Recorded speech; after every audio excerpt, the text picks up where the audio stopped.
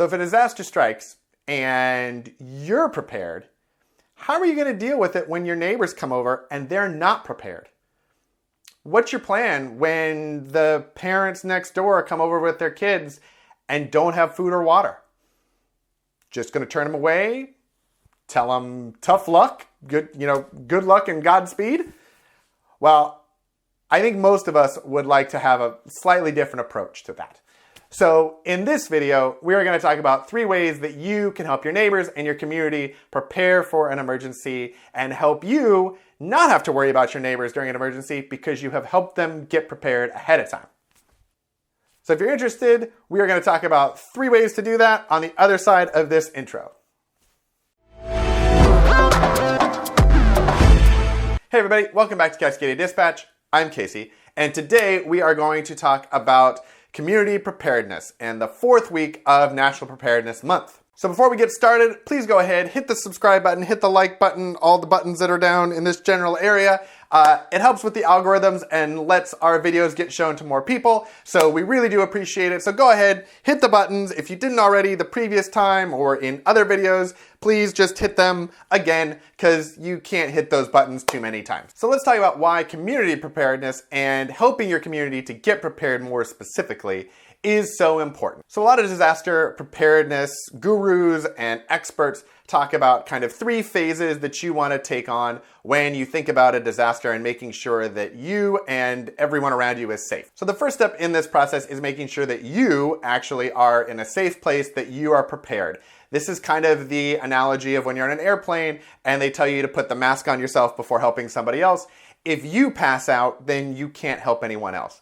So you want to make sure that you are prepared, that you are in a safe spot so that you're capable of helping other people. The second phase is going to be making sure that your family or immediate friends, your immediate circle is safe. You aren't going to be able to help your community if you are concerned about whether your family is safe, if they have supplies, if they're okay. So making sure that they're okay is going to help you to kind of be able to set that aside and help people if you want to. Some people in a disaster choose not to help other people, and we'll talk about that in a minute. But for those that might be interested, making sure that your family is safe, that's really kind of the second priority, making sure that that's taken care of. After you and your family are safe, then the next option would be to help out those around you. Help out your community, help your neighbors. In disasters, we're all kind of in it together. So helping out other people is definitely the next thing, and a lot of people will want to do that. Now, there are definitely some people who, if a disaster happens or when they're preparing for a disaster, only are worried about preparing for themselves and preparing for their family. Their plan is, I'm going to take care of myself, I'm going to take care of my loved ones, and everyone else can fend for themselves. And that is definitely an approach you can take. It's definitely a popular approach with some people. It's, I think, in practice, a difficult approach to take. And here's why. So let's say an earthquake happens and in our area, houses are broken apart and people are trying to figure things out. I've got myself prepared, I've got my family prepared, but our neighbors maybe weren't aware of the disaster. They weren't prepared and they have small children. And they come over to our house asking for food or help for their small children. There are some people who are able to just kind of say, tough, you had your opportunity to plan, you didn't, go figure it out. I think me personally, I would have a very difficult time with that. I would have a difficult time sending small children away hungry because I didn't want to share what we had. Of course, granted, I have those things because I was prepared, but in that moment, I think there's a moral piece to a lot of us that would say we will want to help. So with that said, we know we can't prepare to help everyone. You don't have a garage big enough to store that much food. You don't have tanks big enough to store that much water. You got to figure out another plan. So I've got 3 ideas of ways that you can do that you can help your community. So ultimately, you are better prepared because your neighbors are going to be better prepared. They're not going to be looking to you for help. You're not going to be looking to them to help. And you guys can all kind of work on rebuilding instead of working on making sure that everyone has food and water. So the first idea is just meet your neighbors. It's really easy nowadays. I think it's way too common that people don't actually even know who their neighbors are. Or maybe you know who your next door neighbor is, but you don't know who your next door neighbor is. And in a disaster, you will likely be basically living in the streets with these people. So understanding who they are, knowing who they are, and bringing up the topic of, hey, are you aware of natural disasters? Are you aware of some of these things? Have you thought about preparing? You don't need to give them a list of bug out bag supplies and plans and strategies, but at least making sure that you have gone to them and made them aware of what could happen. Then if they choose to do something or they choose not to prepare, then they have some ownership in that decision. But if they're completely unaware, maybe they moved from a different state and they're not aware, in our area, the Cascadia earthquake is a big concern. So someone who's maybe moving from the Midwest who comes to Oregon, they may not know about the Cascadia subduction zone earthquake and the gigantic disaster that it could wreak on all of us. They may not know. So at least making them aware gives them the opportunity and the ownership in making their decisions. And you've done at least something to try to help them out. The second idea that I have is kind of, it takes the FEMA idea of Map My Neighborhood. FEMA has a plan, a program that they run called Map My Neighborhood, or Map Your Neighborhood, I think more specifically. And what's cool about it is you can actually have someone from your local emergency disaster management group, if they're FEMA connected, can come out. You can have all your neighbors to your house or meet at a local meeting area, and the FEMA person will come out and kind of walk everyone through this process. It's an interesting idea because it lays out your neighborhood and it helps you as neighbors get together and identify who has specific skills that might be helpful. Are there doctors? Are there nurses, medical personnel in your neighborhood who may be able to help with that? Are there people with ham radio licenses who will be able to handle communications? So you can kind of assess skills and then also get an idea of baseline kind of supplies and gear. Now, I'm going to put the caveat in here that when I approached some of my neighbors about this idea, some of them were very interested and all excited about it and wanted to do it. And some of them were very hesitant about it because in a disaster, some people don't want to say what supplies they have. They don't want to become a target for anyone who might be looking to take what they have. There are some people who say, I'm going to make sure that I have all the things to prepare. And then there are other people who sometimes say, I have certain things that will help me take the things from the other people. And nobody wants to be on the receiving end of that. So when you broach this idea to your neighbors, expect maybe a little hesitation and help them to understand that you don't want the inventory list. Nobody wants the inventory list of everything that they have. And likely no one's going to give you their entire inventory list. But you can establish, does everyone have 72 hours or 2 weeks worth of food? Does everyone have 2 weeks worth of water? Does everyone have some basic sanitation and shelter supplies? Does everyone have a tent or a tarp? Make sure that everyone at least have some baseline. And then if there are specialized equipment or if people want to volunteer that they have specialized equipment, generators or things like that, then that's great and everyone can kind of know what that is and maybe you have a neighborhood plan around that.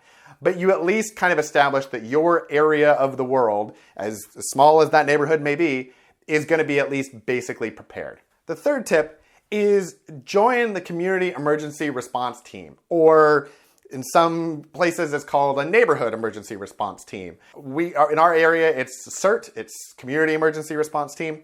And the idea of that is we went to a training, FEMA ran it through our city and went to a class, and I think it was 8 or 12 weeks in the evening for a couple of hours. And they taught us all kinds of really great emergency skills and strategies and tactics. It wasn't a super ultra involved, know everything, help people in the wilderness, first aid sort of a class. But it was basics. It was more than what we knew. It was, tips like you need to shake a fire extinguisher every 6 months because it settles and you will want that to work. It was actually showing us how to use a fire extinguisher. I don't think a lot of people in their daily life have maybe used a fire extinguisher. A lot of people don't want to waste them or whatever. So we got to go to the fire station and actually use a fire extinguisher. Some people may think that's silly. I thought it was pretty cool. So those are the sorts of things that you do. You learn how to kind of get concrete slabs off of people, and you learn about what supplies you might want to have. And you learn the reality of how many first responders are actually going to be in your area and available to help should an emergency happens. It was startling how few first responders actually will be available to help in our city if the earthquake actually happens. If the 9.0 goes off and buildings are destroyed and utilities are down, there's going to be very few professionally trained people coming in to help us for that emergency. So the more people that have a basic understanding is going to really help our community to not only survive, but at least attempt to rebuild and get out of the horror that will be that earthquake. The other thing that's great about CERT is free. There is no charge for it. It's a free class. You go, they give you some basic supplies too. So if you don't have any supplies, they're not only going to give you kind of a list of recommended supplies, but depending on your area and kind of how much they choose to spend on things, you're going to get kind of like a reflective vest or a backpack with some tools and some supplies in it that will help you to at least get started on your path toward better being prepared. So as I think I've said in a few different videos, coming together as a community when a disaster happens, you are going to be stronger as a community and you're going to be better prepared if your community is prepared. If you don't have to worry about helping your neighbor because your neighbor is already able to help themselves, then that allows you to focus on other things like evacuation or just helping your family to survive and live, as opposed to also trying to figure out how to help other people who may not know. So the more people that you can get involved and the more people that you can help get prepared, the better off you are going to be personally. So instead of thinking about, hey, I want to get all of this gear and then I'm going to leave and abandon everyone else, maybe give a little more thought to how you might be able to help your community so that they'll be able to help themselves. And if you want to leave, you don't have to worry about the fact that these people are going to be suffering when they leave. We all know there will be suffering and it will be sad. But at least you will have done something to try to help that, to make everybody's life a little bit better in what is going to be an ugly, ugly, ugly situation. So that's going to do it for this week's video, talking about helping your community to get prepared. We had 3 ideas that can help you out. First one is go around, meet your neighbors, introduce yourself, introduce the idea of the possible dangers that could be around, give them the opportunity to take ownership in their own preparedness. The second idea is running a map your neighborhood exercise like FEMA does. You can either use FEMA to help you with that exercise, or you can run it yourself. Just invite your neighbors over to your house, have a little map of your neighborhood, and then kind of figure out who's got what supplies and skills and how you as a neighborhood would like to function. Do you want to have a rally point for kids that may be at home after school, but their parents are gone and a disaster happens? You know, you set up a meeting spot, maybe with somebody who is going to be home during the day. So there's at least an adult with the kids, something like that. Where do you want to have medical triage in your neighborhood? Is there a better location to have people that are injured to congregate for the medical personnel? Or is it better to just kind of have everyone at their own houses? Those are the sorts of conversations you can have with your neighbors in that exercise. And the third thing is join CERT. It's free, it's fun. You get to lift concrete with like sticks and put out fires. I mean, come on, it's a fun way to spend an evening or a few evenings on a Saturday morning. The other thing that's great about CERT is once you have completed the initial CERT training, in most instances, there are additional classes that the CERT teams or the FEMA teams or your emergency management teams will run. And if you have your basic CERT certification, you actually can take those. So I've been able to take some ham radio classes. My wife has talked about taking some first aid classes. And yes, I took the CERT class and then I talked my wife into taking it because she was very skeptical and she loved it. She took it with all of her friends. So now we both have CERT certifications and we're both looking at other classes. So I would highly encourage you to check it out. It's fun. It's not pressure. It's not scary. It's just kind of a really cool thing to do. So I hope this video was helpful. I hope it gave you some ideas of how to help your community in a disaster, help them prepare before the disaster. If you haven't already, I mean, I made a big deal about it at the beginning, but please go ahead, hit the subscribe button, hit the like button. We are trying to get to 1,000 subscribers. That is our new goal, so we are on our way. So please go ahead, hit the subscribe, hit the like button. We would really appreciate it, and we will see you next week. Thanks a lot. Bye-bye.